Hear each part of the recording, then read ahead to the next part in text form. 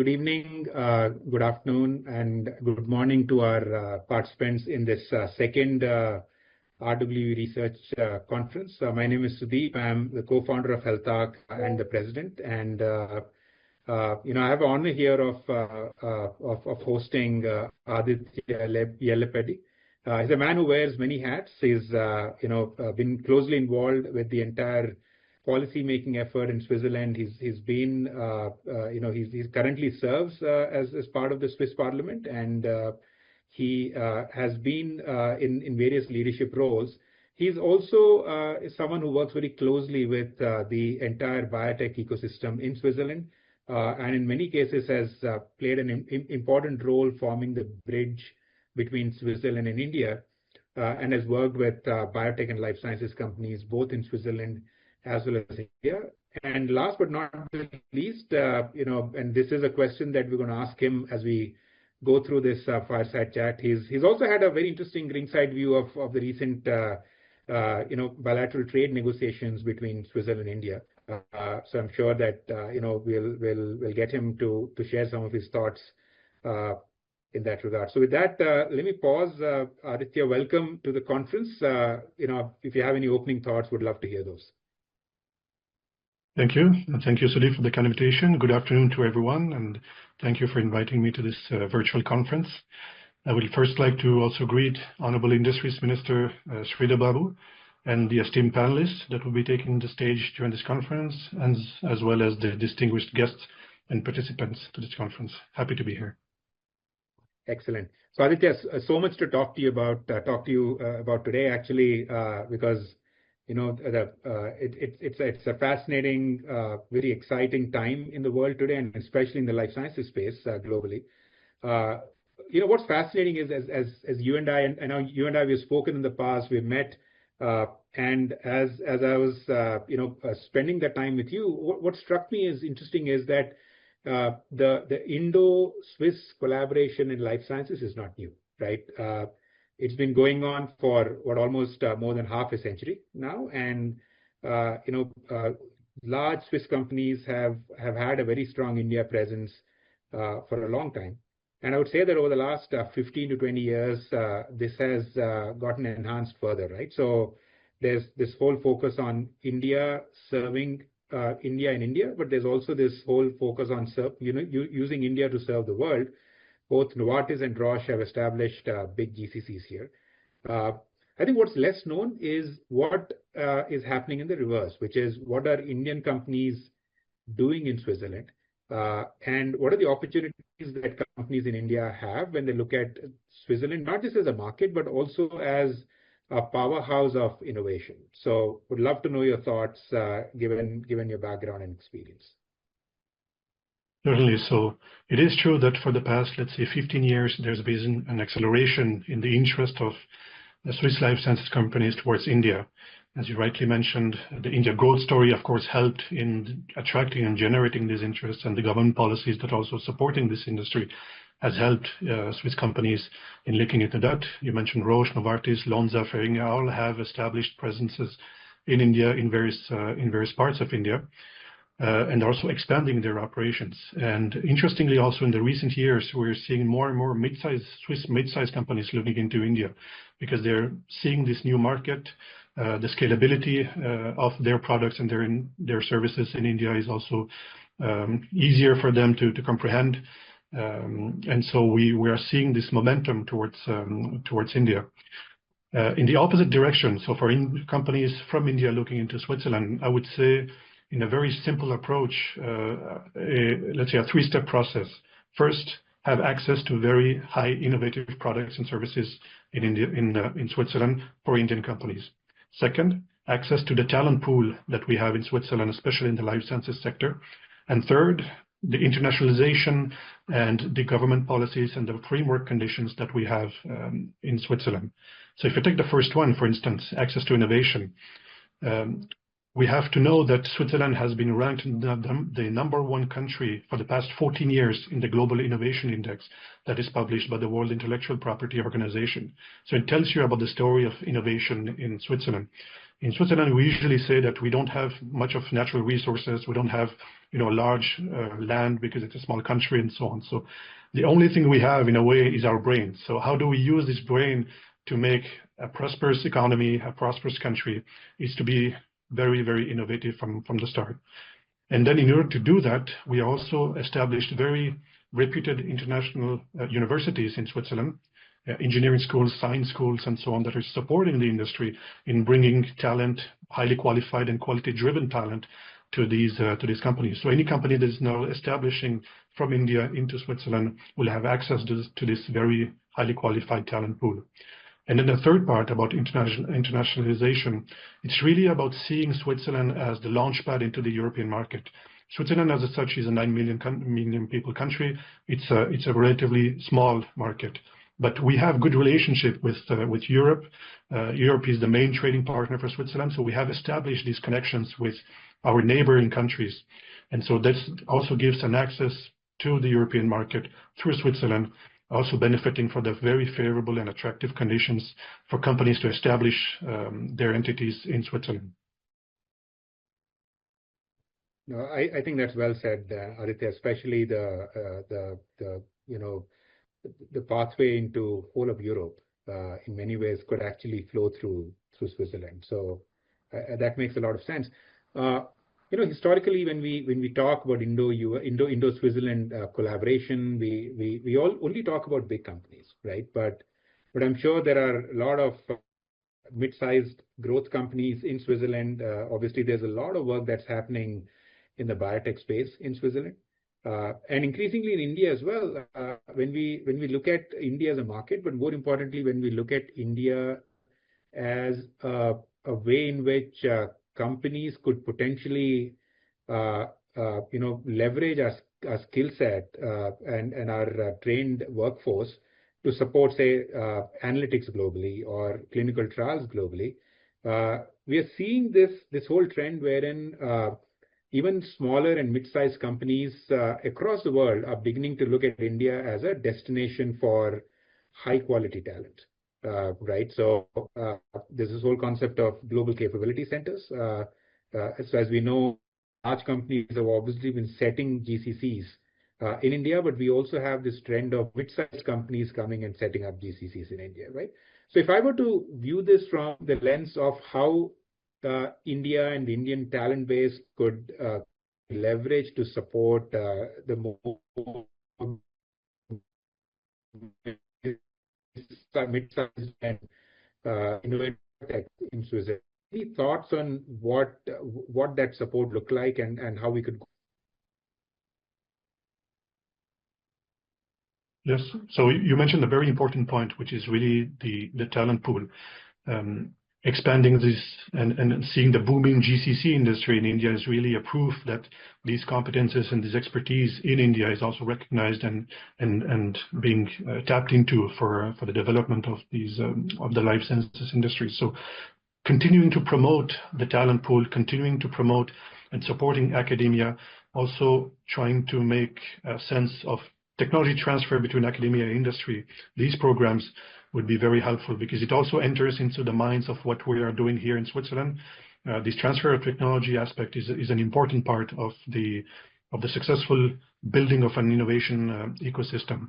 And then on the second step, these innovation clusters to be promoted, to be communicated widely and globally to make sure that any company that is looking at India know that these clusters exist. So especially for companies from Switzerland, Switzerland being a small country, when we go to India, we see these large opportunities, right, in different areas. So having a sense of community, industry community, where companies from abroad are welcomed, are integrated immediately into an ecosystem that is already built with access to talent pool, with access to other support and resources, would really ease in helping and triggering the decision to join in the India growth story and to contribute to that. Of course, there are some elements that have already been put in place. So for instance, we may also come back to that afterwards, but in the free trade agreement that has been signed between Switzerland and India, one of the engagements from the Swiss side or from the EFTA side was to set up what we call an EFTA desk, It is now located in New Delhi.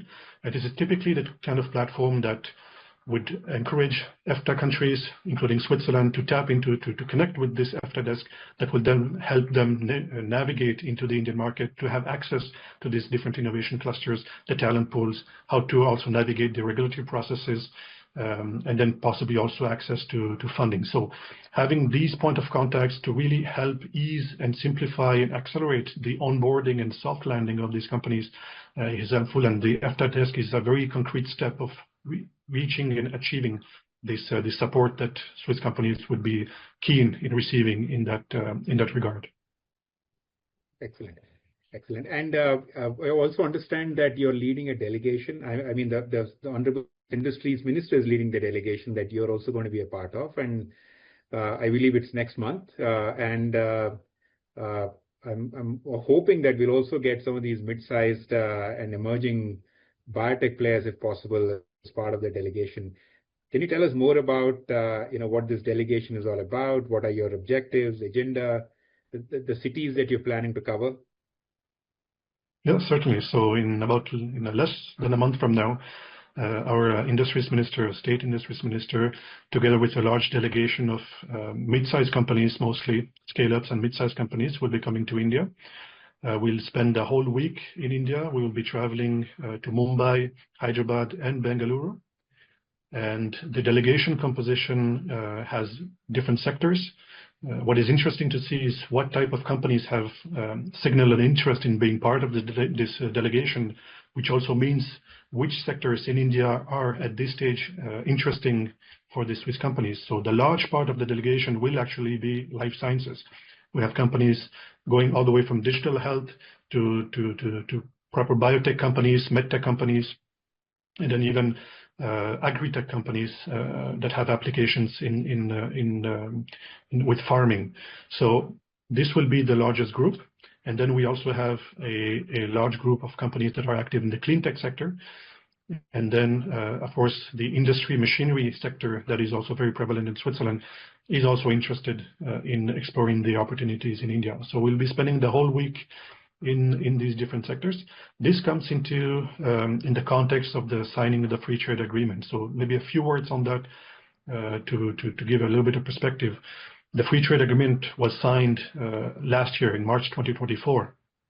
And after, let's say, a political and parliament process that took place in Switzerland, we finally have received information by the federal government that this agreement will enter into force on October 1st. That is in less than a month.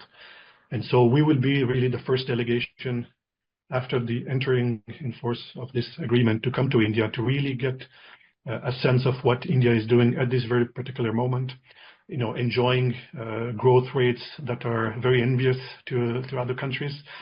So, of course, there's a lot of interest, a lot of people keen to really get a sense on the ground of what is happening there and where the innovation is taking place. And so this will be the objective, really, to open doors, to establish the first contacts, and to see what kind of opportunities for which industry and which companies will be there. Many of the companies that are part of the delegation already have a sense of what is happening there. They've understood the potential of India, and this is why they're also very keen in engaging. We're now in the final stages of preparation with that, and then we're really very, very much looking forward to having this delegation, which then will lead to hopefully a snowballing effect where other companies and other industries will also be looking into India and to see how we can, with that effort, reach the targets of the free trade agreement that has been signed, which has very specific targets in the next few years. Are you okay sharing any of those targets, or is it something we wait as we start seeing more details around the agreement? Absolutely. So the free trade agreement, so officially it is called the TEPA, Trade and Economic Partnership Agreement. This agreement, let's say, has four main components or major components that is interesting for the industries and the audience that we have here. First, the EFTA countries.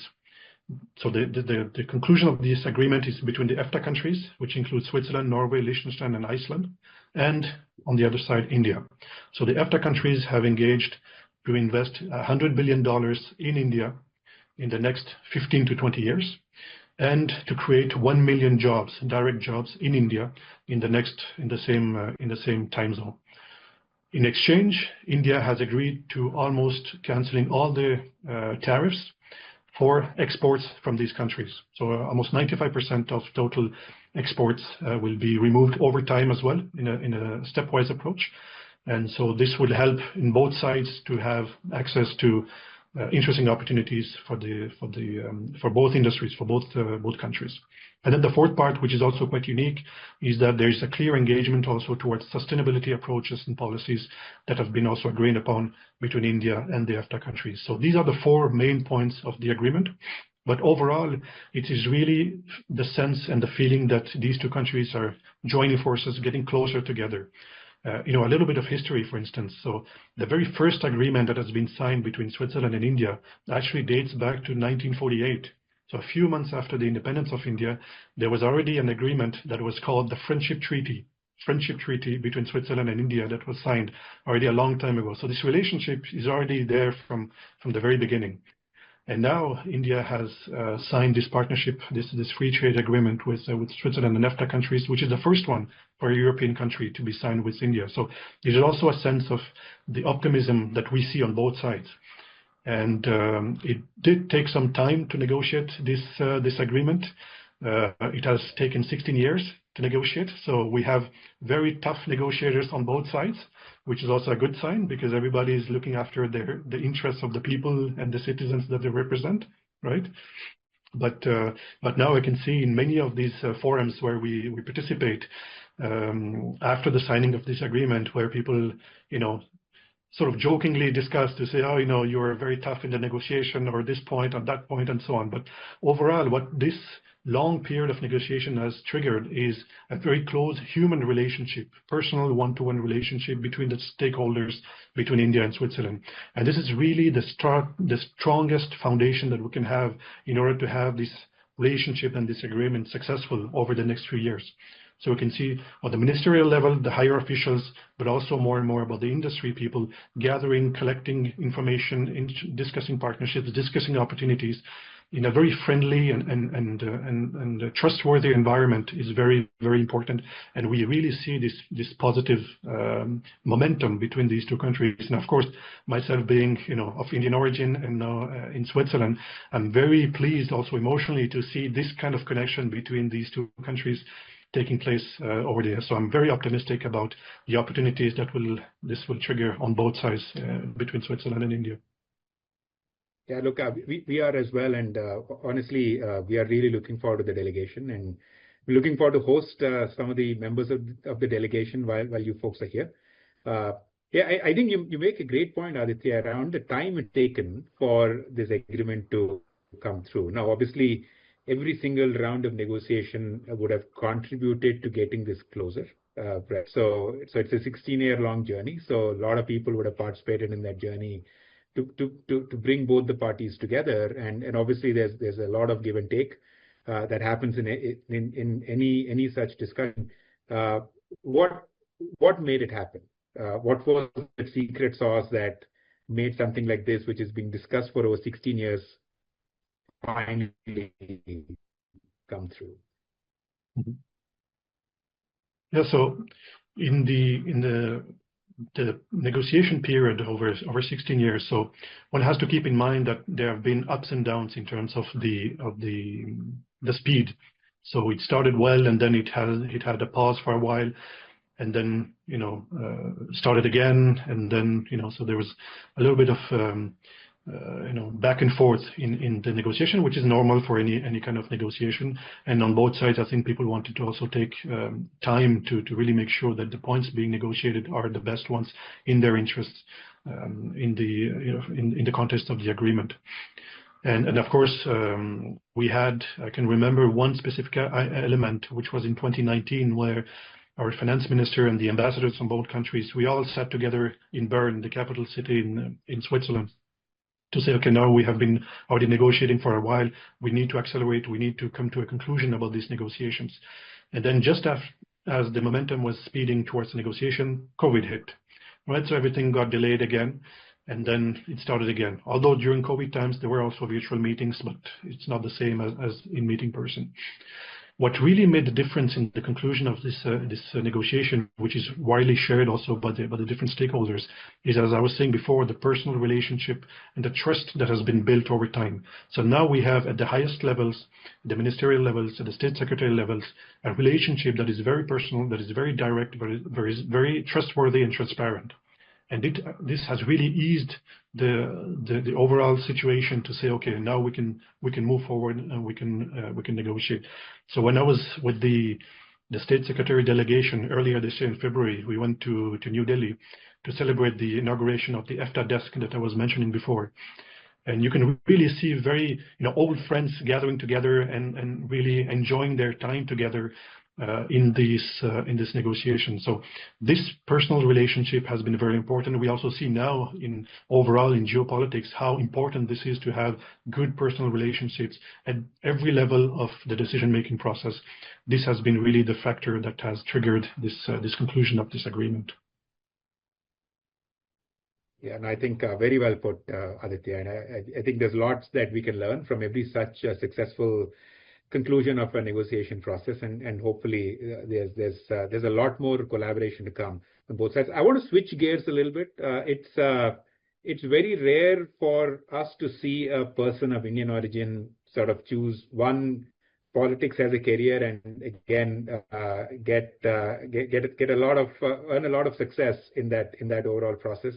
I think your personal story is very unique, right? So I'm keen. I'm sure a lot of people in the audience are keen, saying that, hey, a lot of Indians when they move abroad, or a lot of Indians when they sort of build their careers abroad, politics is a relatively rarer career choice. How did this happen? How did you get into it, and how did you sustain it, and what's the plans for the future, if you could share? Yeah, certainly. Yeah, it is. It has been a choice that I've made maybe a bit more than 10 years ago, with the sense of really being embedded into the community and contributing to the community and the society here.